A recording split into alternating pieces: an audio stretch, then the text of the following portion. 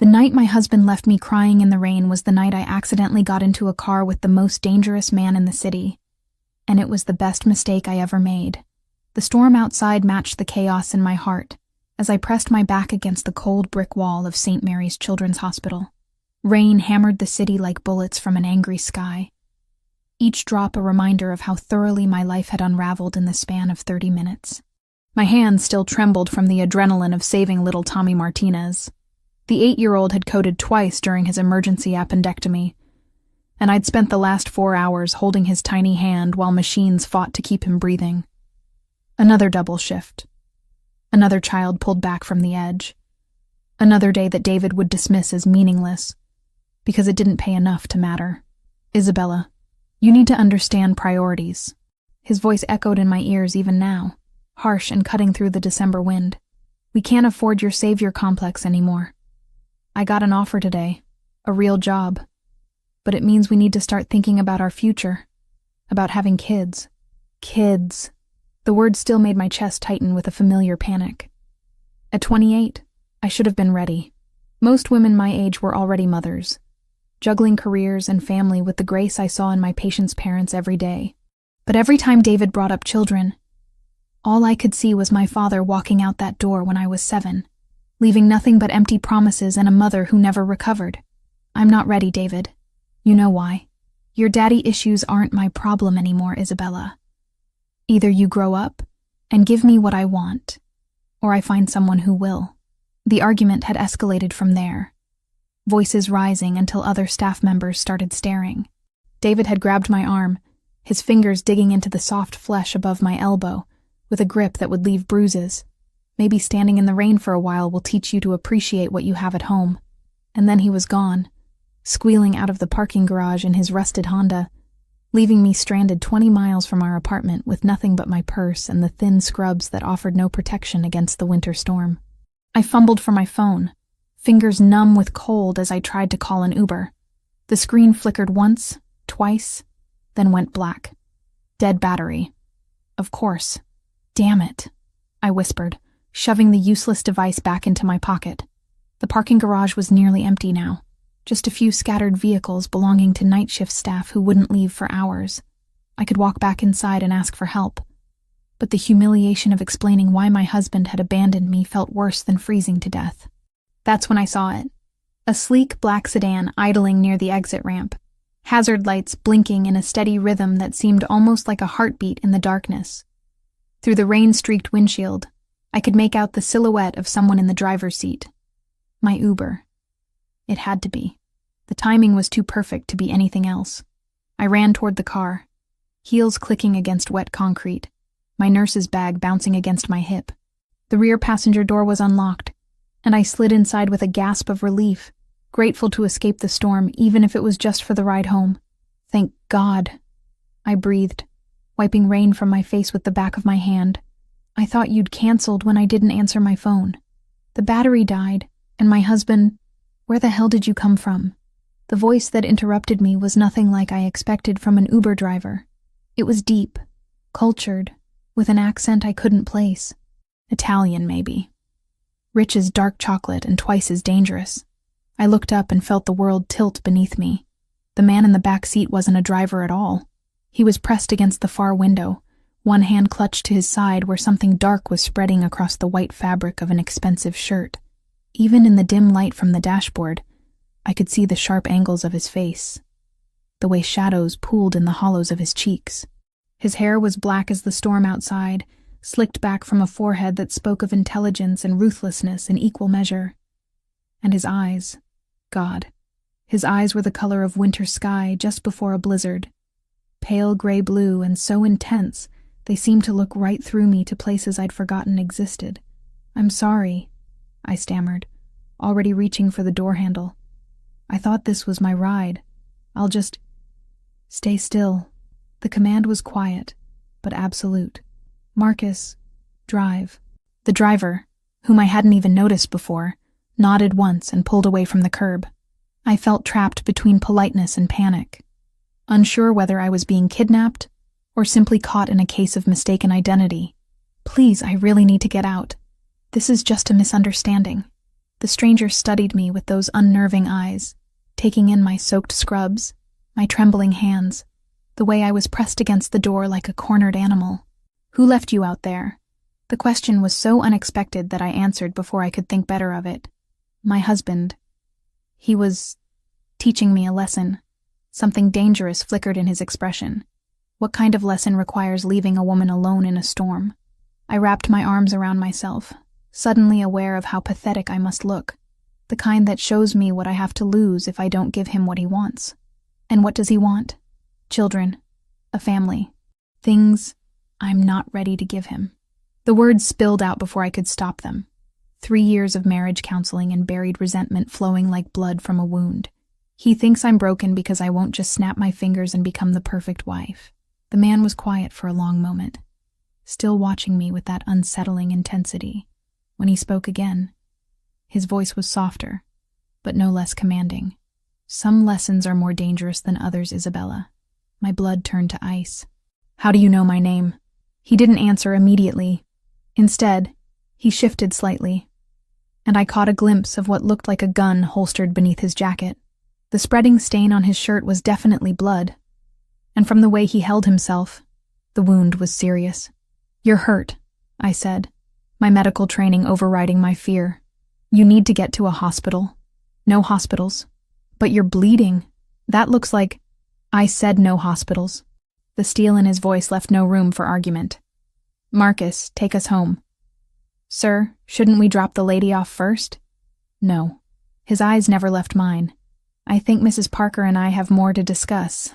The fact that he knew my married name sent fresh terror racing through my veins. This wasn't a random encounter. This man, whoever he was, had been expecting me, or at least expecting someone like me. "Please," I whispered. "I don't know what this is about, but I haven't done anything wrong. I'm just a nurse. I save children's lives. That's all I do." "Children's lives." He repeated the words thoughtfully, as if they meant something specific to him. "Noble work. Thankless, I imagine. Sometimes. Your husband doesn't appreciate your calling." It wasn't a question, and I found myself nodding anyway. "David thinks I should quit. Find something that pays better. Start a family instead of taking care of other people's children." David Parker. Again, that dangerous knowledge. Gambling debts. Borrowed money from people who don't forgive easily. My mouth went dry. "How could you possibly know that?" He smiled then, and it was nothing like kindness. "I make it my business to know everything about people who enter my world, Mrs. Parker. And whether you realize it or not, you just entered mine." The car turned onto a private road lined with iron gates and security cameras. Through the rain-streaked windows, I could see the outline of a massive house rising from manicured grounds like something from a Gothic novel. "Where are we going?" "Somewhere safe," he said. "Somewhere we can continue this conversation without interruption. I need to get home. David will be worried." Another smile. This one even more predatory than the last. "I doubt that very much. But don't worry, Isabella. You're under my protection now." The car came to a stop in a circular driveway, and I realized with bone-deep certainty that whatever life I'd had before this moment was over. The woman who'd entered this car was already gone, dissolved in the storm like rain on concrete. All that remained was discovering who I was meant to become. The mansion's interior was a testament to wealth beyond my comprehension. As Marcus led me through an entrance hall that could have housed my entire apartment, I found myself gawking at Renaissance paintings that looked authentic enough to belong in museums. Crystal chandeliers cast warm light across marble floors so polished they reflected like mirrors, and fresh orchids arranged in Ming vases perfumed the air with an elegance I'd only imagined. My soaked scrubs dripped onto the pristine floor, leaving a trail of evidence from the storm I'd barely escaped. Everything about this place whispered of power, control, and money. So much money that it felt almost obscene compared to the cramped hospital rooms where I spent my days fighting to save lives with outdated equipment. "Isabella, please sit down." The man's voice came from behind me, and I turned to see him moving slowly but deliberately toward an ornate chair near a fireplace that could have roasted an entire pig. In the better lighting, I could see just how pale he'd become, though his composure remained unshakable. "You need medical attention," I said, my professional instincts kicking in despite the surreal circumstances. That wound is still bleeding. I'm aware. He settled into the chair with practiced grace that couldn't quite hide his discomfort. But first, we need to address your situation. My situation is that I'm soaking wet in a stranger's house. I wrapped my arms around myself, suddenly conscious of how inappropriate my presence here was. I should call a taxi. With what phone? His pale eyes held a hint of amusement. And I'm hardly a stranger anymore. Allow me to properly introduce myself. Lorenzo Valenti. The name meant nothing to me, but the way he said it suggested it should. There was weight behind those syllables, a history of both reverence and fear that I couldn't begin to understand. Mr. Valenti, I appreciate you helping me escape that storm, but I really need to get home. To David? The question carried more knowledge than I was comfortable with. The man who abandoned you in a parking garage during the worst storm of the season? Heat flushed my cheeks. My marriage isn't perfect, but that doesn't give you the right to— Rosa, he called out, and almost immediately, a woman appeared in the doorway. She was perhaps 60, with silver-streaked hair pulled back in an elegant chignon, and eyes that missed nothing.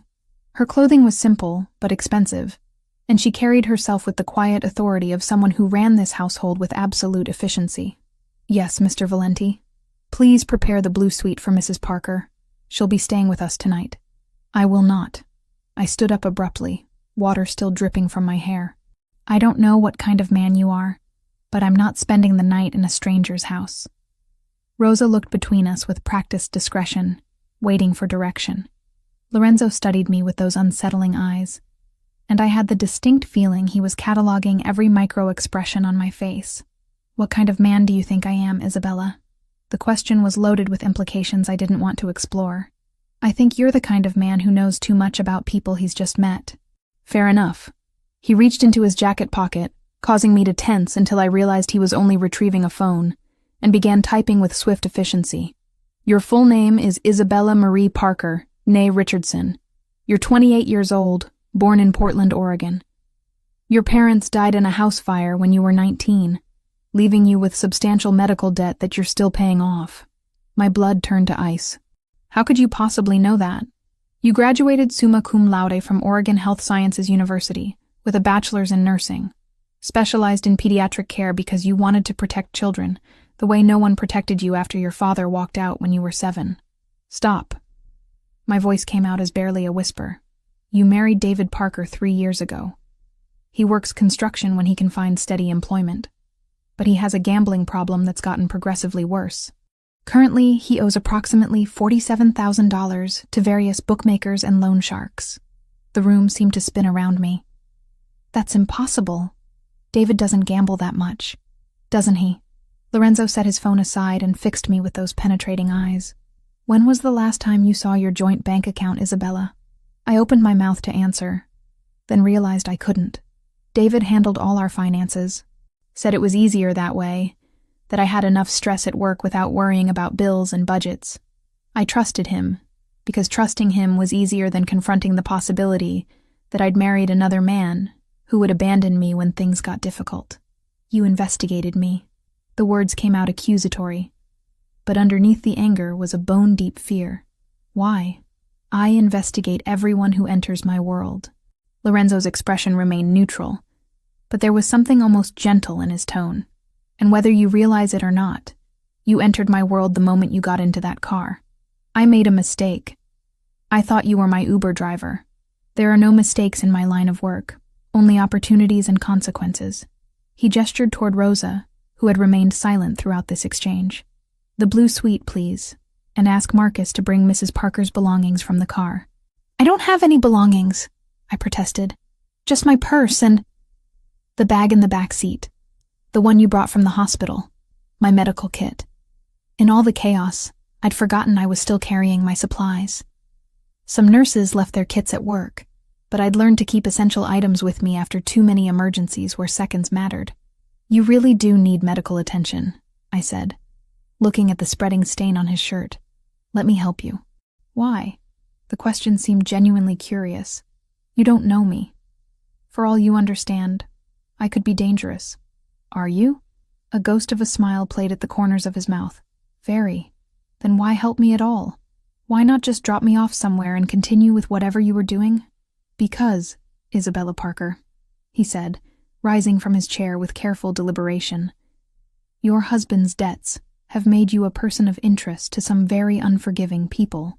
Whether you know it or not, you're already in danger. The words hit me like a physical blow. What kind of danger? The kind that doesn't ask politely for repayment. Lorenzo moved closer, and I could smell his cologne. Something expensive and masculine that made my pulse quicken in ways I didn't want to examine. The kind that uses family members to encourage prompt payment. You're trying to scare me. I'm trying to save your life. His voice dropped to barely above a whisper. Your husband borrowed money from people who consider breaking kneecaps a reasonable collection method. You think they won't use a pretty nurse to motivate him? My legs felt suddenly weak. I sank back into the chair, mind reeling with implications I'd been too naive to consider. All those late nights David claimed to be working extra shifts. All those mysterious phone calls he took in the other room. All those times he'd been evasive about money, about bills, about why we could never seem to get ahead despite both of us working full-time. How much does he really owe? I asked. More than he can pay. Lorenzo's expression was almost sympathetic. More than he'll ever be able to pay without help. And you're offering to help? There had to be a catch. Men like Lorenzo Valenti didn't help people out of kindness. I'm offering you protection. He extended his hand toward me. Come, let's take care of this wound and then we can discuss terms. Terms? I stared at his outstretched hand, knowing that taking it would change everything. Protection isn't free, Isabella. But I promise you, the price I'm asking is far more reasonable than what David's creditors will demand. I looked up into those pale eyes and saw something that scared me more than any threat. Genuine concern. This man, this stranger who knew intimate details about my life, actually seemed to care what happened to me. Against every instinct screaming at me to run, I placed my hand in his. Good. His fingers closed around mine with surprising gentleness. Rosa will show you to your room after we're finished. You're safe here. Safe. The word felt foreign on my tongue.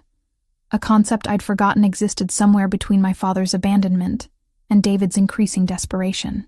For the first time in years, I almost believed it might be true.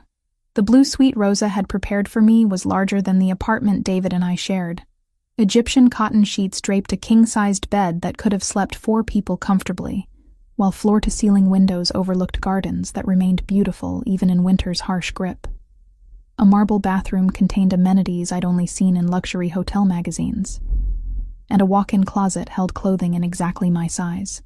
I stood before those clothes now, fingering fabric that cost more than I made in a month. Silk blouses, cashmere sweaters, designer jeans that had never seen the inside of a discount store.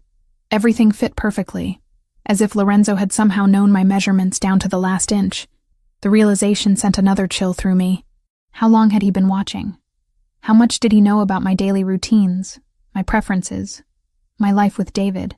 I'd spent 2 hours treating Lorenzo's wound after I'd agreed to stay. The bullet had passed cleanly through his side, missing vital organs by mere inches.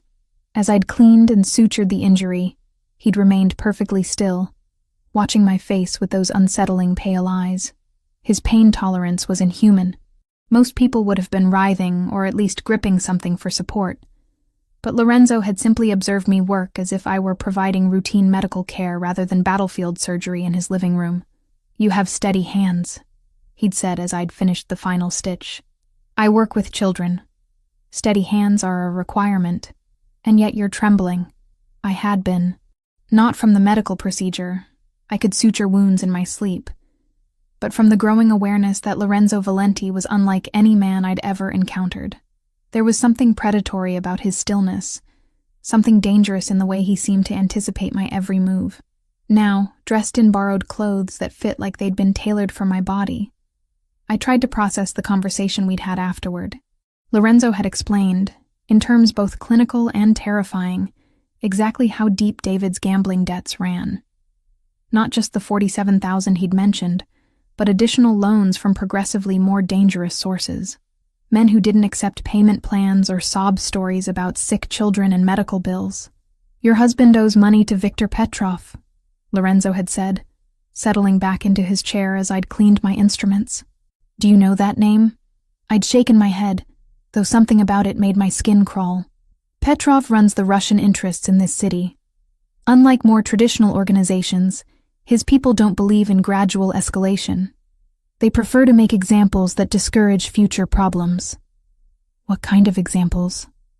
The kind that leave widows and orphans. The memory made my hands shake now as I selected a cream-colored sweater from the closet. Everything about this situation screamed danger. Yet I felt safer here than I had in months at home. When had I stopped feeling secure in my own marriage? When had David's increasingly erratic behavior become my new normal? My phone. Lorenzo had provided a replacement after mine died. Buzzed with an incoming call. David's number flashed on the screen, and my stomach clenched with familiar anxiety. Hello? Where the hell are you? His voice was sharp with panic and anger. I came home and you weren't here. Your phone was going straight to voicemail. My phone died. I'm staying somewhere safe tonight. Safe? What's that supposed to mean? Safe from what? The question hung between us, loaded with implications I wasn't ready to voice. How could I tell him I knew about his debts? About the people he'd borrowed from? About the fact that my life might be in danger because of his choices? Safe from you, I said instead. From arguments about children and priorities and why I'm never enough the way I am. Isabella, come home. We can talk about this. Can we? Or will you just tell me again that my job doesn't matter? That saving children's lives is less important than making babies? There was a long pause. When David spoke again, his voice had taken on a wheedling quality I'd learned to recognize as desperation. I got a new job offer today. Good money. We could afford to have kids, to buy a house. What kind of job pays that well without experience or education? Another pause, longer this time. It's legitimate, Isabella. I promise. Like your gambling is legitimate? Like those phone calls you take in the other room are legitimate? I don't know what you're talking about. The lie came so easily, I wondered how many others he'd told me over the years. How many times had I accepted his explanations without question? Because believing him was easier than confronting the truth. I can't do this anymore, David. I can't pretend everything is fine when it's not. Where are you staying? I'll come get you. No. The word came out sharper than I'd intended. I need time to think. Think about what? We're married, Isabella. You can't just disappear. You left me in a parking garage during a storm. If anyone disappeared first, it was you. I ended the call before he could respond, my hands shaking with adrenaline and something that might have been relief. For the first time in years, I'd stood up to David without apologizing or backing down. A soft knock at my door interrupted my thoughts. Come in. Lorenzo entered, moving more easily now that his wound had been properly treated. He'd changed into dark jeans and a black sweater that emphasized the breadth of his shoulders and the lean strength of his frame. In better light, I could see he was younger than I'd initially thought, perhaps 35, with the kind of masculine beauty that belonged in Renaissance sculptures. How are you feeling?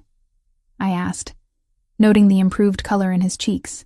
Better, thank you. His eyes took in my appearance, lingering on the way the borrowed clothes fit my figure. The clothing suits you.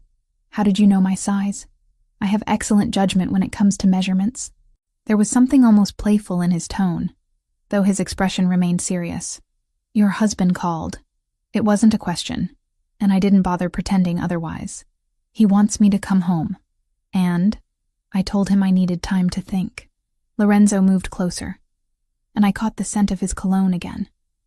Cedar and leather with undertones of something darker, more dangerous. What are you thinking about? Whether my marriage was over before tonight or if I just finally admitted it to myself. Marriage should be a partnership, he said quietly. Protection, loyalty, shared burdens. Not abandonment when things become difficult. Speaking from experience? Something flickered in his pale eyes. Pain, perhaps, or regret. My parents were married for 30 years before they died, even when my father's business put the family at risk. They faced it together. That's what love looks like, Isabella. Not what you have with David. Your father's business? I studied his face, noting the careful way he'd phrased it. What kind of business? The kind that requires careful planning and absolute loyalty. Lorenzo's expression grew distant. They were killed when I was 15. A car bomb meant for my father, but they were together that night. Always together. The pain in his voice was raw, unguarded in a way that made my chest tighten with sympathy. I'm sorry. I built everything I have now from nothing. Every dollar, every alliance, every moment of safety I've created came from understanding that family is the only thing that matters in this world. And that's what you do? You build safety? His smile was sharp as a blade. I build empires, Isabella. Safety is just a side effect. The words should have terrified me.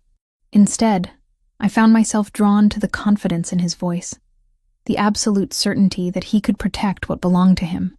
When had anyone ever made me feel like I belonged to something worth protecting?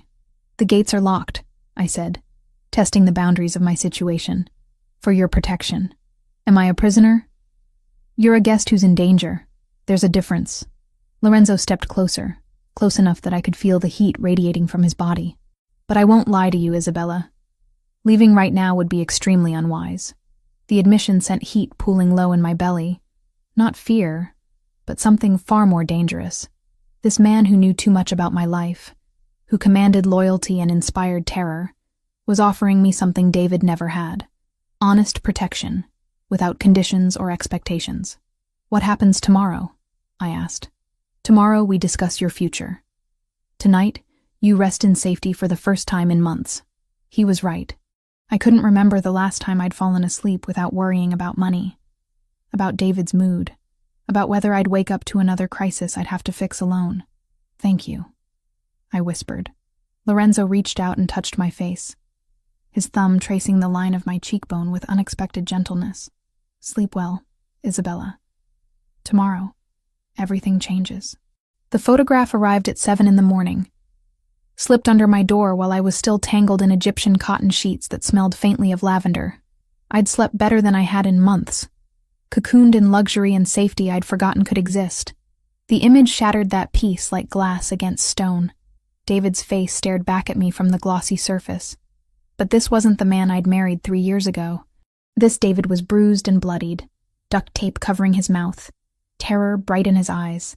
Someone had written across the bottom in red ink, "Trade the nurse for the husband. 1 hour. Or he dies slowly." My hands shook so violently I nearly dropped the photo. This couldn't be real. Things like this didn't happen to people like me. I was a pediatric nurse who saved children's lives and went home to a modest apartment. I wasn't someone who received ransom demands written in what looked suspiciously like blood. But the evidence was undeniable. David was in the hands of people who made their living through violence, and somehow I'd become a bargaining chip in a game I didn't understand. I threw on the first clothes I could find, yesterday's jeans and sweater, and ran through the mansion's corridors, my bare feet silent on the marble floors. I'd memorized the route to Lorenzo's study last night, filing away every turn in case I needed to escape. Now I was running toward danger instead of away from it. The study door was already open when I arrived, gasping and clutching the photograph like a lifeline. Lorenzo stood behind his massive desk, speaking in rapid Italian to Marcus and 2 other men I didn't recognize. All 4 turned when I burst through the doorway. "They have David," I said without preamble, holding up the photo. "Someone has my husband." Lorenzo's expression didn't change, but something dangerous flickered in his pale eyes. He gestured for the other men to leave, then moved around the desk to take the photograph from my trembling hands. "Viktor Petrov," he said after studying the image for a moment. "This is his work. The Russian you told me about." My voice sounded hollow, distant. "The one David owes money to." "Among others, yes."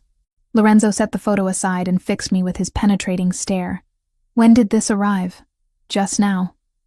It was under my door. I wrapped my arms around myself, suddenly cold, despite the warmth of the room. "They want to trade me for him. 1 hour. That's not going to happen." The certainty in his voice should have been comforting, but it only amplified my panic.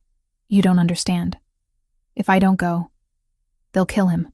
If you do go, they'll kill you both." Lorenzo moved closer, his presence somehow both threatening and reassuring. "This isn't about the money anymore, Isabella. This is about sending a message. What kind of message? That no one takes what belongs to me without consequences. The possessive pronoun hit me like a physical blow. I don't belong to you. Don't you? His voice dropped to barely above a whisper. You're wearing my clothes, sleeping in my house, under my protection. You've seen my vulnerabilities, touched my blood. In my world, that creates bonds that don't break easily. I'm married to another man, a man who gambled away your future and put your life in danger. Lorenzo reached out and touched my face, his thumb tracing the line of my jaw. A man who left you in a storm because you wouldn't give him children you weren't ready for. The gentle touch made my pulse quicken in ways I didn't want to examine. This was wrong. I was married, frightened, trapped between two dangerous men who both seemed to think they had claims on my life. Yet something about Lorenzo's proximity made rational thought nearly impossible. We have to help David, I insisted. Whatever you think of him. He doesn't deserve to die because of gambling debts. And what about what you deserve, Isabella? Lorenzo's hand moved to cup the back of my neck, fingers tangling in my hair. When do you get to choose your own life, instead of cleaning up other people's mistakes? The question cut deeper than I expected. When had I stopped making choices for myself? When had my entire existence become about managing David's problems, working extra shifts to cover his losses, pretending our marriage wasn't slowly suffocating me? I made a choice when I said my wedding vows. Vows to a man who breaks every promise he makes. Lorenzo stepped closer, close enough that I could see the silver flecks in his pale eyes. Vows to someone who would trade your safety for his own convenience. You don't know him like I do. I know he's never looked at you the way I am right now. The words hung between us, heavy with implications I wasn't ready to face. Lorenzo was right. David had never looked at me like I was precious, irreplaceable, worth protecting at any cost. Even in our early days, his attention had felt casual, distracted, like I was a pleasant accessory to his real life, rather than the center of it. But this man, this dangerous stranger who commanded empires and inspired fear, looked at me like I was the most important thing in his world. The Russians won't negotiate, Lorenzo continued, his voice soft but implacable. This photograph is theater. They've already decided David's fate. Then we have to try something else. Desperation made my voice crack. There has to be another way. There is. His thumb traced across my lower lip, and I felt heat pool low in my belly despite the gravity of our situation. But it requires you to trust me completely. What are you asking? Let me handle Viktor Petrov. Let me protect what's mine. And David will face the consequences of his choices. Lorenzo's expression hardened, as will everyone else who thought they could take from me without paying the price. Before I could respond, the sound of gunfire erupted from somewhere in the house. Not the sharp crack of pistols, but the rapid staccato of automatic weapons. Lorenzo immediately pushed me behind his desk, his own gun appearing in his hand with practiced speed. Stay down, he commanded, moving toward the window with fluid grace despite his recent injury. More gunshots, closer now, shouting in multiple languages. The sound of breaking glass from somewhere below us. They're here, Lorenzo said grimly. Victor decided not to wait for your answer. What do we do? We survive. He was already moving toward a wall panel I hadn't noticed before. It slid aside to reveal a hidden passage. There's a safe room behind the wine cellar. Marcus will... The study door exploded inward, wood splintering as armed men in tactical gear flooded through the opening. Lorenzo spun and fired twice, dropping the first two intruders before diving behind a leather chair for cover. I pressed myself against the floor behind the desk, heart hammering so hard I thought it might burst. This wasn't my world. I saved children's lives in sterile hospital rooms, not firefights in mansions. The smell of gunpowder and blood filled the air, mixed with shouts in Russian and Italian. Isabella! Lorenzo's voice carried over the chaos. The passage. Now! I started crawling toward the hidden door, staying low as bullets shattered priceless artwork and embedded themselves in walls that had probably stood for generations. The sound was deafening, overwhelming, like being trapped inside a thunderstorm made of violence. A hand grabbed my ankle, yanking me backward. I screamed and kicked, connecting with something soft that made my attacker grunt in pain. Rolling over, I found myself face to face with a man who looked like every stereotype of Russian muscle, blonde, scarred, with cold blue eyes that held no warmth or mercy. "Pretty little nurse," he said in accented English. "Victor has plans for you."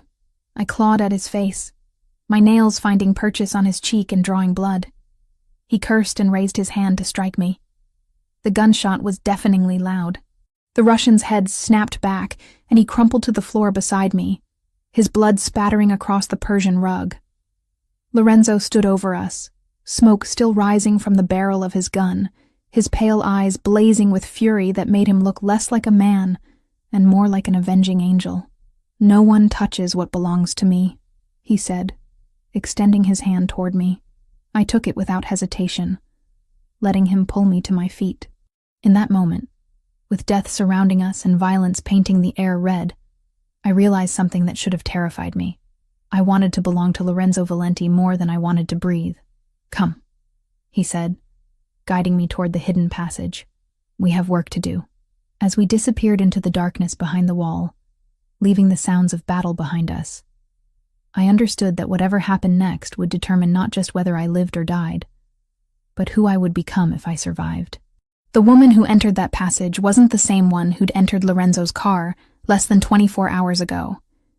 That Isabella Parker had been a victim, a woman who accepted abandonment and betrayal as the price of love. This Isabella was someone else entirely, someone who might be worth fighting for after all. The safe room beneath Lorenzo's mansion was a marvel of paranoid engineering. Steel-reinforced walls, independent air supply, enough food and water for 2 weeks, and communication equipment that could reach anywhere in the world.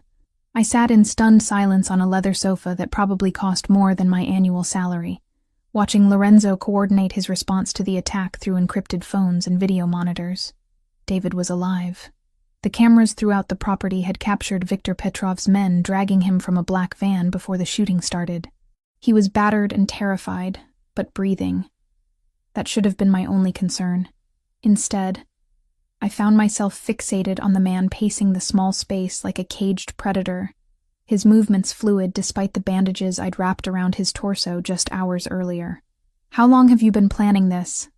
I asked, when he finally ended his latest call. Lorenzo paused mid-stride, his pale eyes fixing on me with that unsettling intensity I was beginning to recognize. "Planning what?" "David's debts. The Russians. Me ending up in your car." I stood up, sudden anger overriding my fear. "None of this is coincidence, is it? You think I orchestrated your husband's gambling addiction?" There was genuine curiosity in his voice, as if my accusation intrigued rather than offended him. "I think you're the kind of man who manipulates situations to get what he wants." I crossed my arms, trying to project confidence I didn't feel. "And for some reason you wanted me." Very perceptive. Lorenzo set his phone aside and gave me his full attention. "You're right, of course. Though not in the way you imagine. Then explain it to me." He was quiet for a long moment, studying my face as if cataloging every micro-expression. When he spoke, his voice carried a weight I hadn't heard before. Something that might have been regret. "I've been watching David Parker for 6 months.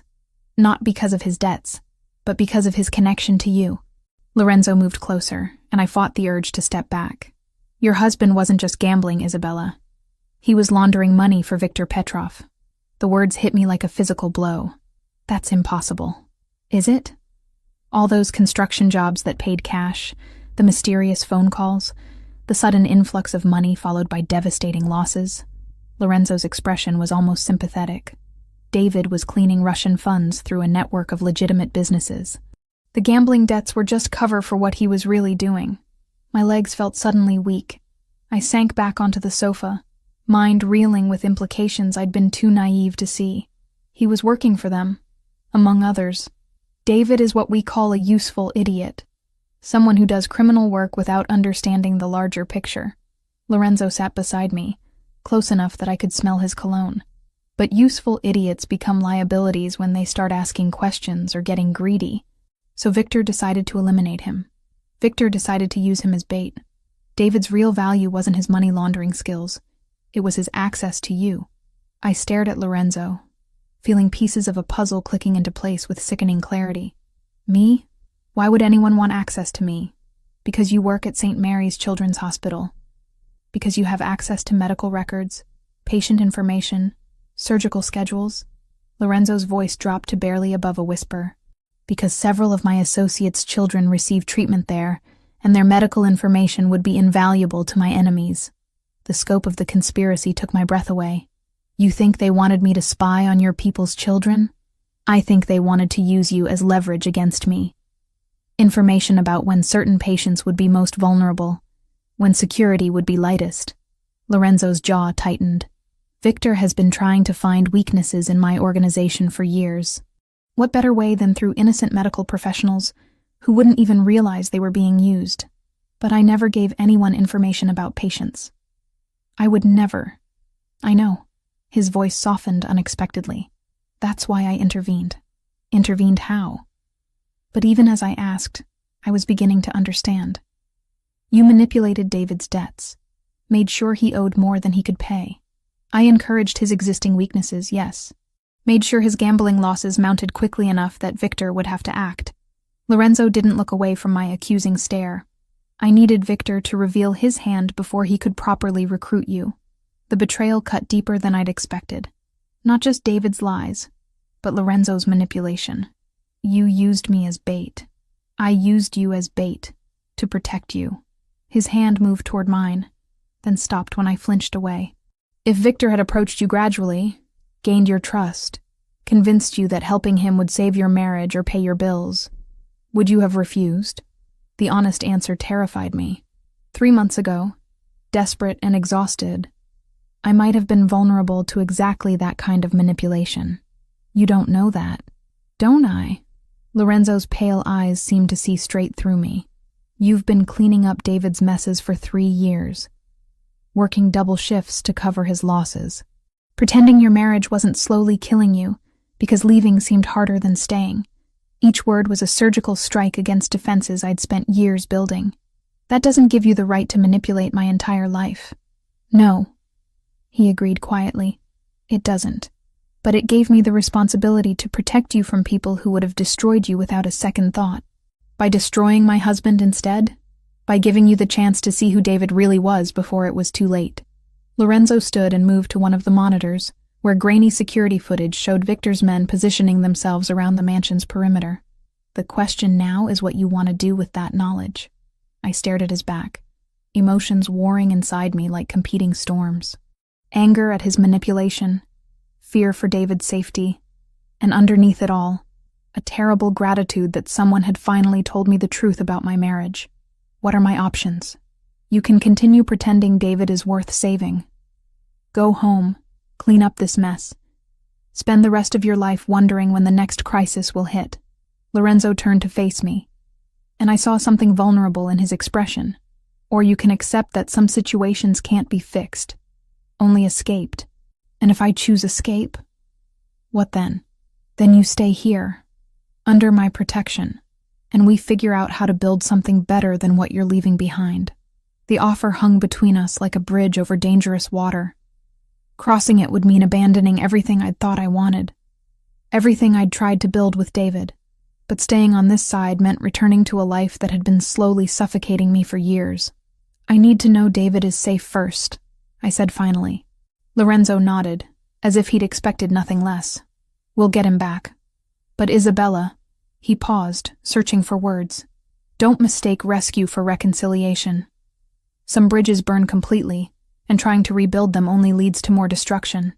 The sound of gunfire from above had stopped, replaced by the low murmur of voices and footsteps.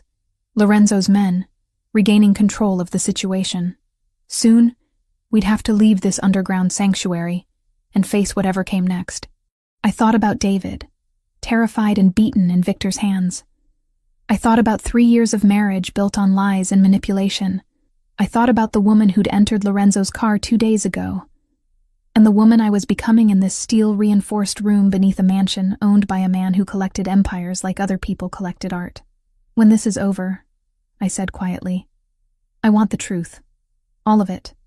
No more manipulation, no more protection through deception. And if the truth is uglier than the lies? I met his pale eyes without flinching. Then at least I'll know what I'm choosing. Lorenzo smiled then. the first genuinely warm expression I'd seen from him. In that case, Isabella Parker, I think you're going to be very dangerous. The communication equipment buzzed with an incoming message. Lorenzo checked the screen, and his expression hardened back into the mask of controlled violence I was learning to recognize. What is it? I asked. Victor wants to negotiate. He's offering to trade David for you, 1 hour, neutral ground. And I think it's time Victor Petrov learned that nobody takes what belongs to me. Lorenzo's smile turned predatory. Are you ready to see how wars end, Isabella? Despite everything, the fear, the betrayal, the complete upheaval of everything I'd thought I knew about my life, I found myself nodding. I was ready. The abandoned warehouse where Victor had chosen to meet reeked of rust and decay, its broken windows letting in shafts of pale winter sunlight that illuminated floating dust motes like dying stars. I stood behind a concrete pillar, heart hammering against my ribs as I watched the most dangerous men in the city position themselves for war. Lorenzo's plan was insane. Instead of negotiating or mounting a traditional rescue, he'd decided to use Victor's trap as an opportunity to end their conflict permanently. David was bait, Victor was the target, and somehow I'd become the key to destroying them both. Remember, Lorenzo had said as we'd driven through empty industrial streets toward this moment of reckoning, Victor believes you're an innocent pawn caught between forces you don't understand. Let him keep believing that until it's too late. Now, watching Victor Petrov emerge from the shadows with David stumbling beside him, duct tape over his mouth, hands bound behind his back, eyes wild with terror, I wondered if I really was as innocent as everyone assumed. The woman who'd entered Lorenzo's car 3 days ago would never have agreed to this plan.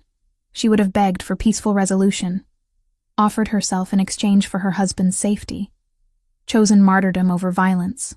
But that woman had died somewhere between discovering David's betrayal and feeling the touch of Lorenzo's hands.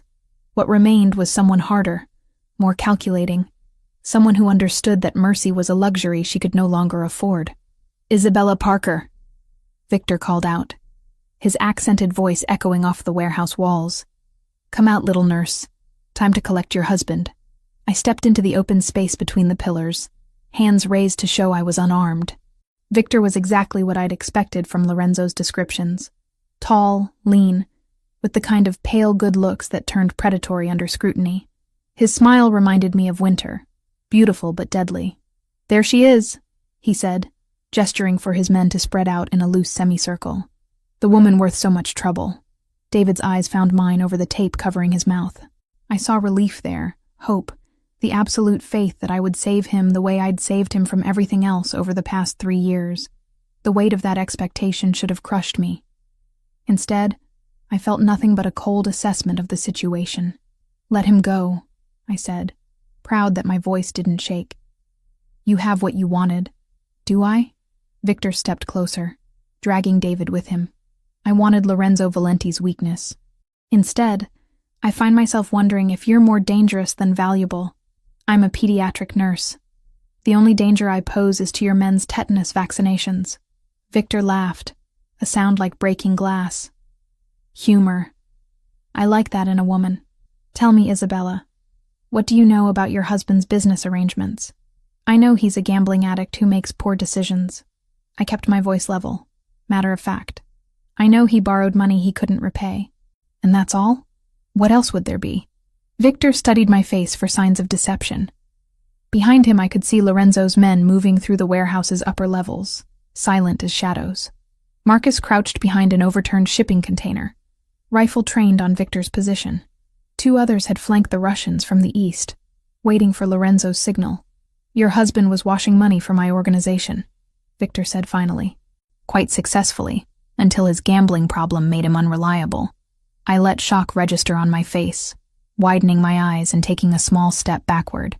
Money laundering? David doesn't know anything about that kind of business. Doesn't he? Then how do you explain the $47,000 in cash we found hidden in your apartment? My blood actually ran cold at that revelation.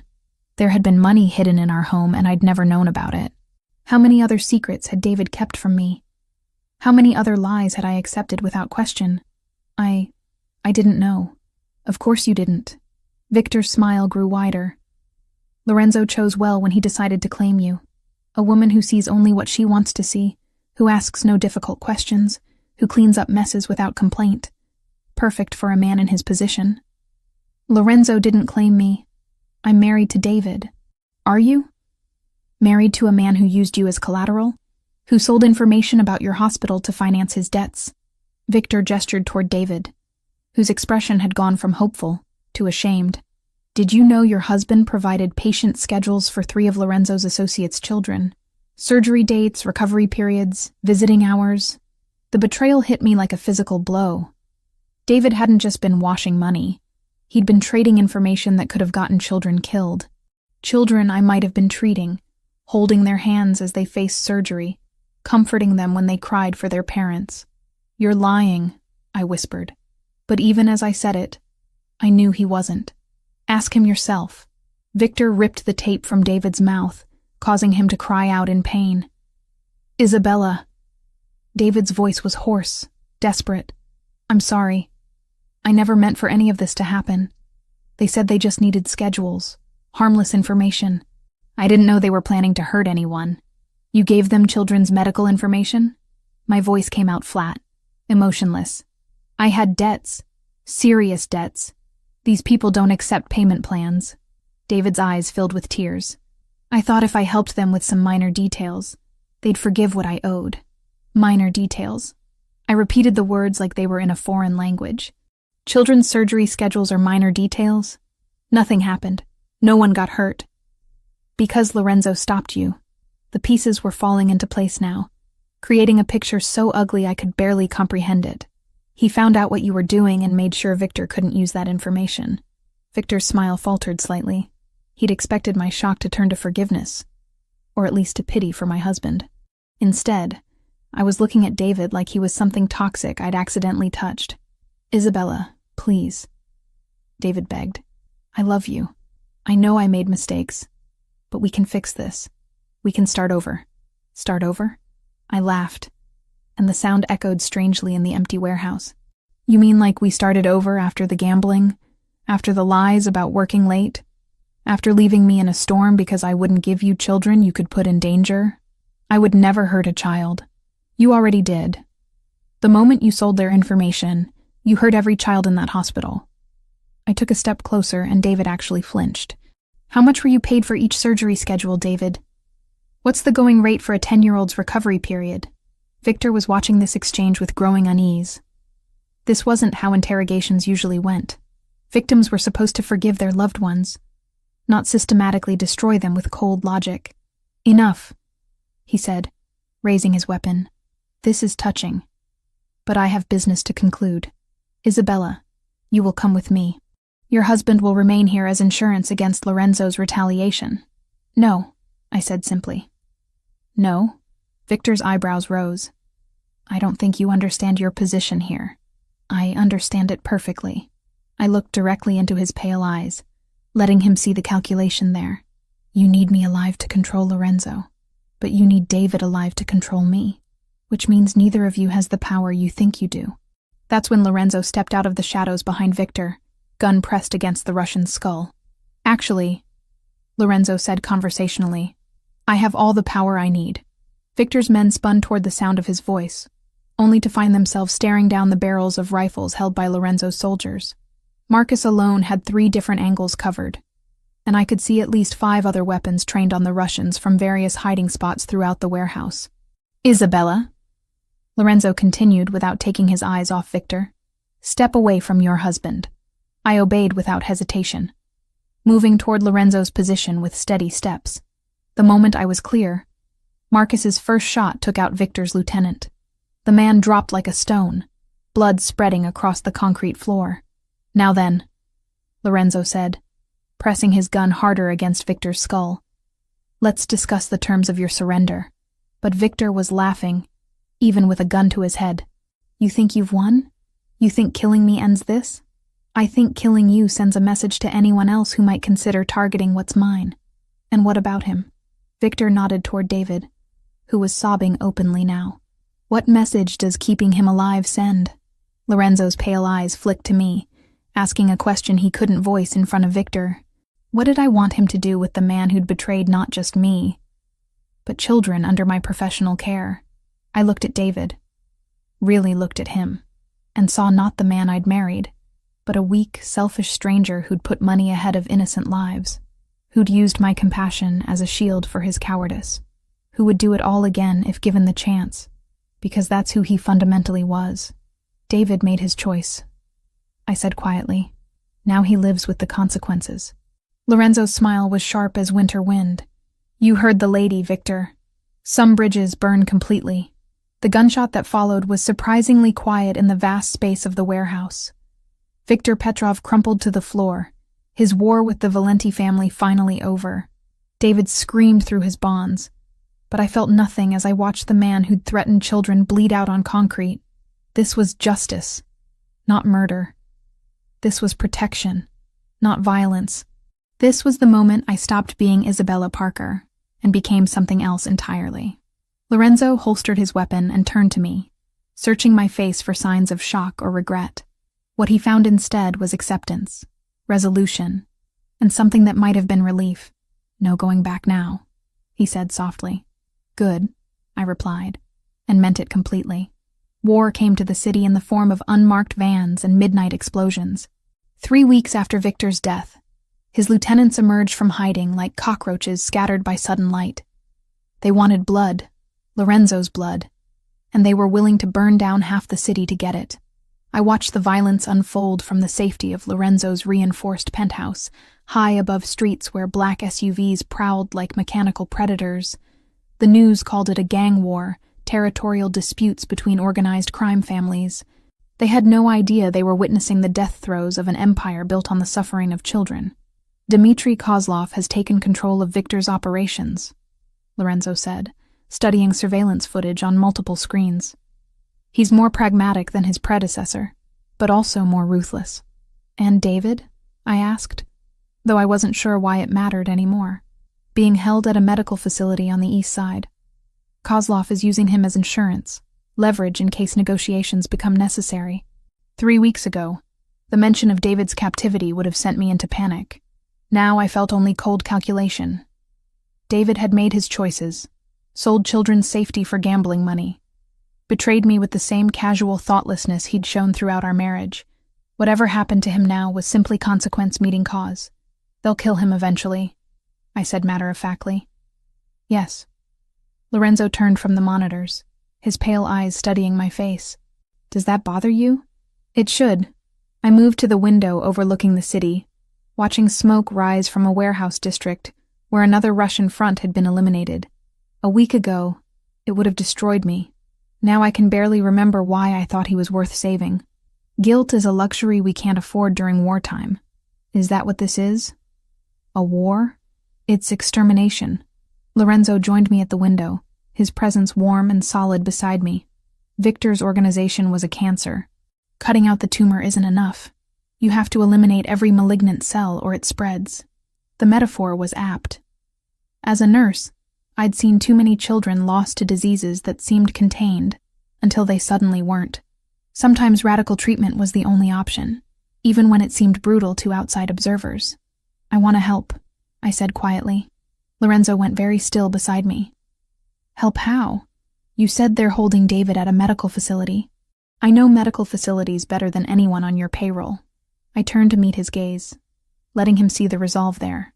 I know how to get inside, how to move through them undetected, how to access areas where outsiders would be noticed immediately.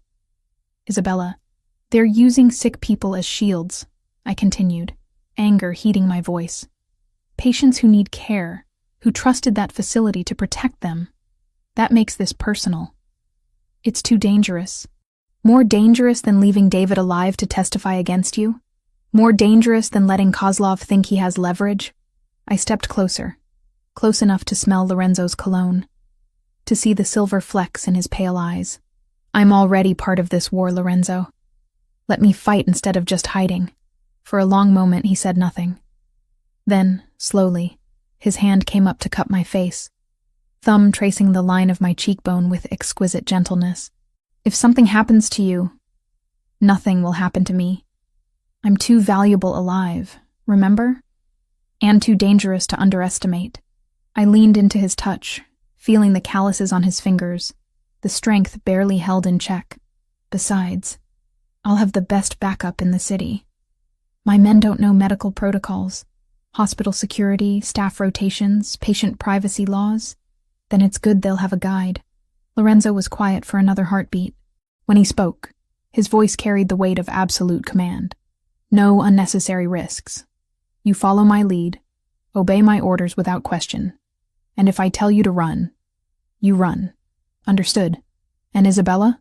His grip on my face tightened almost imperceptibly. If we do this, there's no going back. You'll have crossed a line that can't be uncrossed. I thought about the children whose surgery schedules David had sold, about the trust he'd betrayed, about the woman I'd been who cleaned up messes without asking why they kept happening.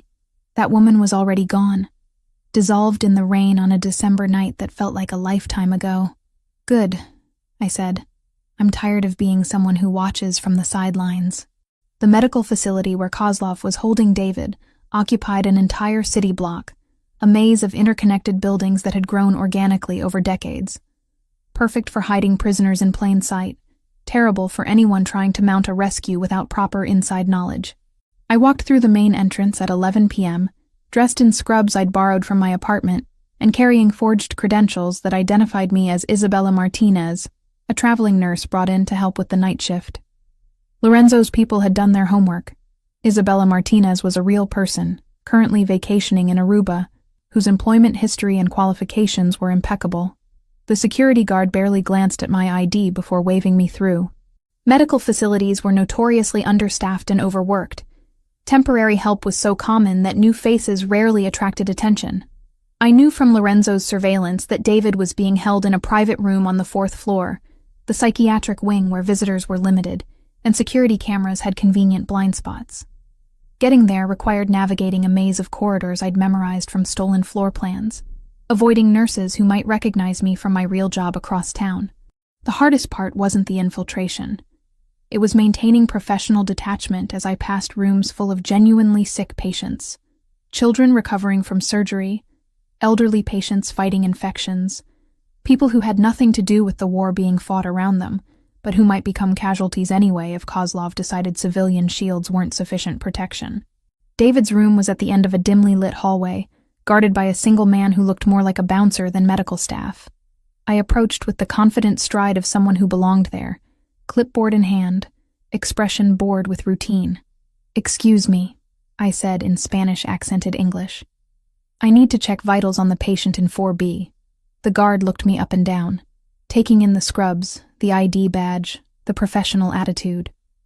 Nobody goes in without clearance from Kozlov. Then get clearance. This man has a heart condition that requires monitoring every 4 hours. Unless you want to explain to your boss why his leverage died of cardiac arrest." Uncertainty flickered in the guard's eyes. He pulled out a phone, speaking in rapid Russian. While he was distracted, I palmed the syringe I'd prepared. Not poison, just a fast-acting sedative that would put him down for several hours without permanent harm. "Kozlov says no visitors," the guard said, ending his call. "I'm not a visitor. I'm medical staff." I stepped closer. Invasion of personal space making him shift uncomfortably. "Look, I don't care about your business. I don't want to know why this patient is here or what you're planning to do with him. I just need to make sure he doesn't die before you're finished with him." The guard wavered, glancing between me and the closed door. That moment of indecision was all I needed. The needle slid between his ribs before he could react, finding the precise spot where it would deliver maximum effect with minimal damage. He crumpled to the floor within seconds, unconscious but breathing steadily. I dragged him into a supply closet, then used his keycard to access David's room. My husband lay strapped to a hospital bed, face bruised and swollen from beatings, eyes glazed with whatever drugs they'd used to keep him compliant. He looked up when I entered, confusion flickering across his features. "Isabella?" His voice was slurred, uncertain. Why are you here?" "To end this." I moved to his bedside, checking his restraints with professional efficiency. "To make sure Kozlov can't use you anymore." "Use me?" David's eyes struggled to focus. "I don't understand." "I know." I prepared another syringe. this one containing a different substance entirely. Something I'd synthesized from supplies in Lorenzo's extensive collection. Something that would stop a heart without leaving obvious traces. You never did understand the consequences of your choices. Recognition dawned in David's eyes as he saw the needle. Isabella, please. I'm your husband. I love you. You sold information about children, David. Children I might have been treating, holding their hands while they faced surgery. I found a vein in his arm with practiced ease. You turned my profession into a weapon against innocence. I was desperate. I never meant... You meant to take the easy way out. You meant to let other people pay for your mistakes. The needle slid home smoothly, just like you always did. David's eyes widened as the drug took effect, his body arching against the restraints as his heart began to race, then falter. Isabella, please. I watched dispassionately as the man I'd married died, feeling nothing but relief that he could never hurt another child. When his heart stopped, I closed his eyes gently and straightened the blanket around his body. To anyone who discovered him later, it would look like cardiac arrest brought on by stress and poor health. The fire alarm began wailing as I left the room, right on schedule. Lorenzo's men had set charges in the building's basement, creating enough chaos and evacuation orders to cover my escape. In the confusion of patients being moved and staff running emergency protocols, one traveling nurse disappearing into the night would go completely unnoticed.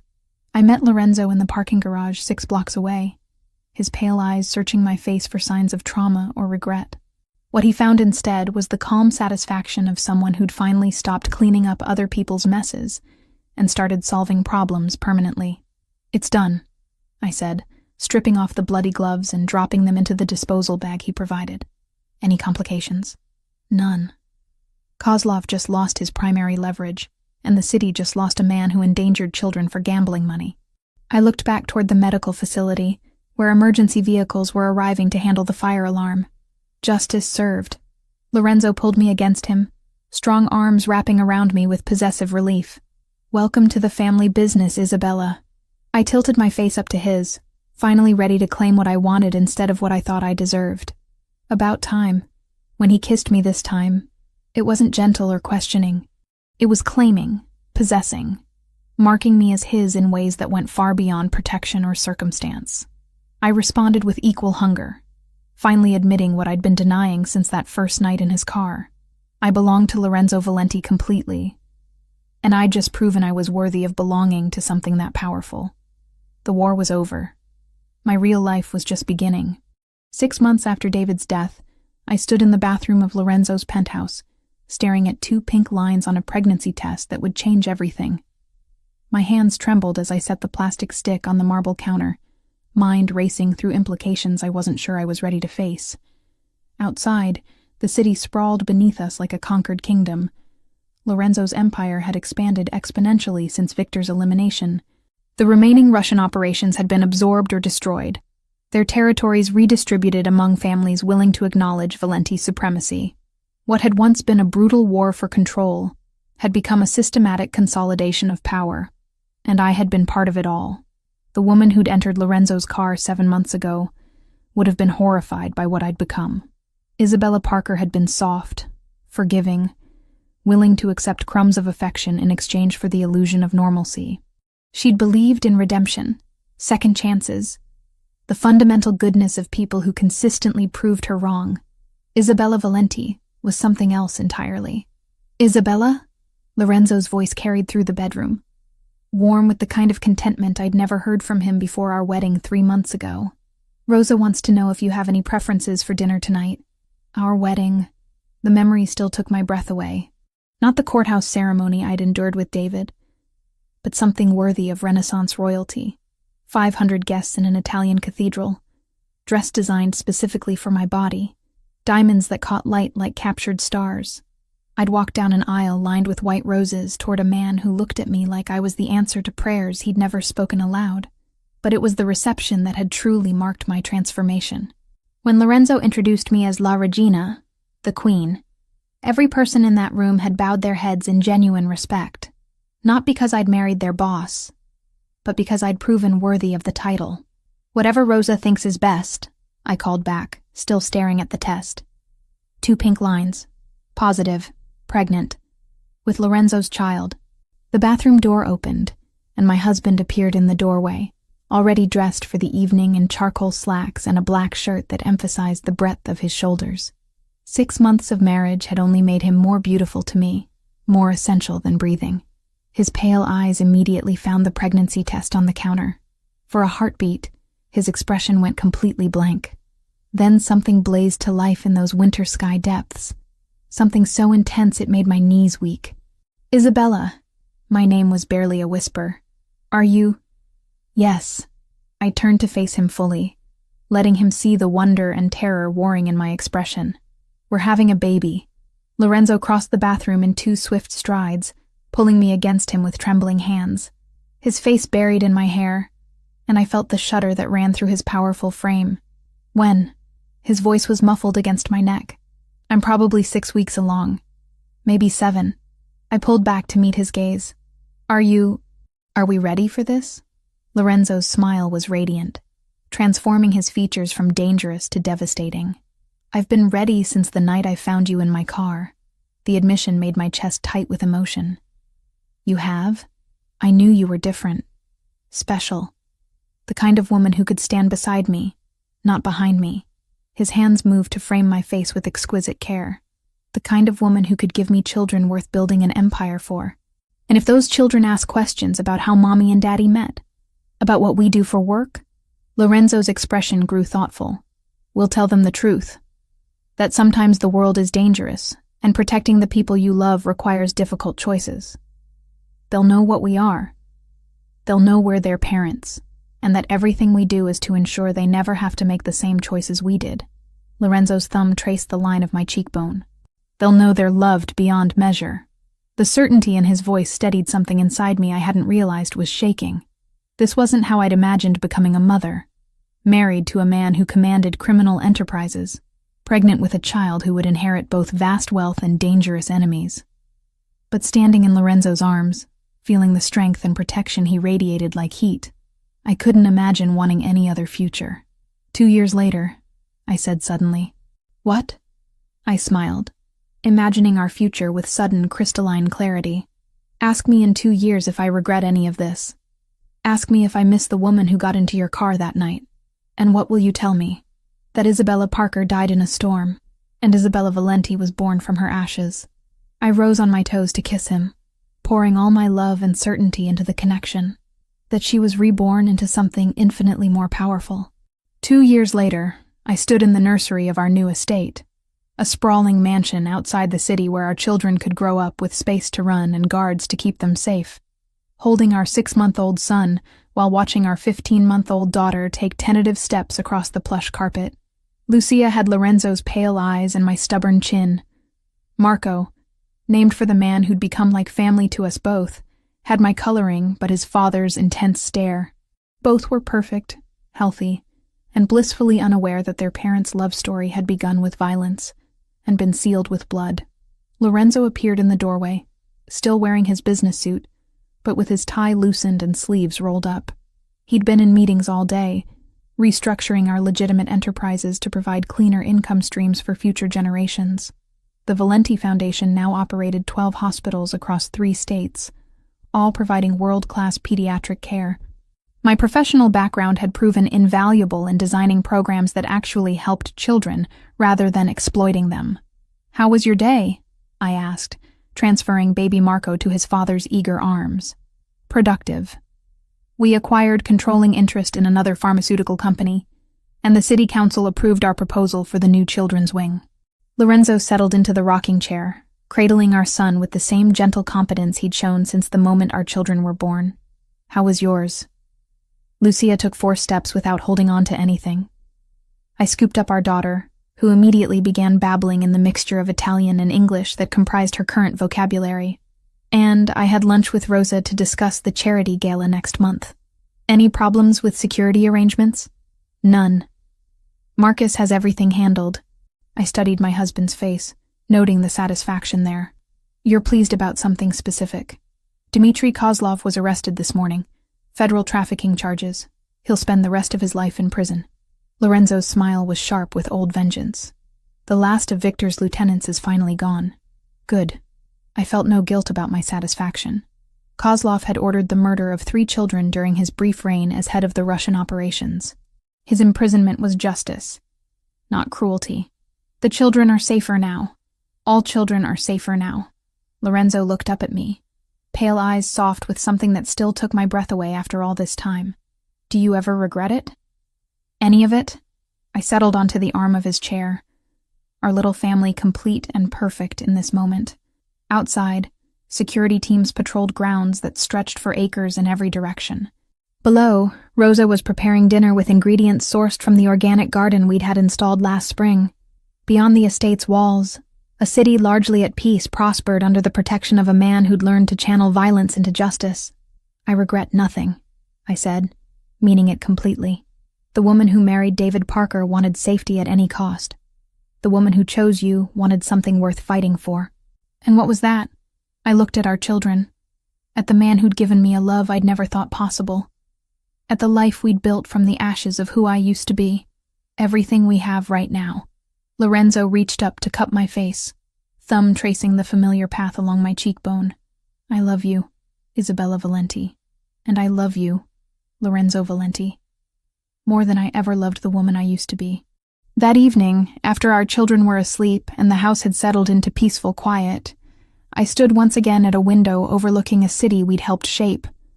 But this time, Lorenzo's arms were wrapped around me from behind, his hands resting protectively over the slight curve where our 3rd child was just beginning to grow. What are you thinking about? He murmured against my hair. That storm. I said softly. The night everything changed. Do you wish it had never happened? I leaned back against his solid warmth, watching lights twinkle across our domain like earthbound stars. I wish it had happened sooner. Lorenzo's laughter rumbled through his chest, vibrating against my back. Bloodthirsty queen. Your bloodthirsty queen, I corrected, turning in his arms to face the man who'd transformed my life in ways I was still discovering. Forever. Forever, he agreed, sealing the promise with a kiss that tasted like victory, like vindication, like a love story that had been worth every dangerous step we'd taken to reach it. Outside, rain began to fall. Not the punishing storm that had driven me into Lorenzo's car, but gentle drops that nourished the gardens where our children would play tomorrow. Protected and cherished beyond measure, the woman who'd been left crying in a parking garage was gone forever. In her place stood Isabella Valenti, queen of an empire built on loyalty and love, mother to children who would never know abandonment or betrayal. I was exactly where I belonged, and I would never let anyone take it from me again.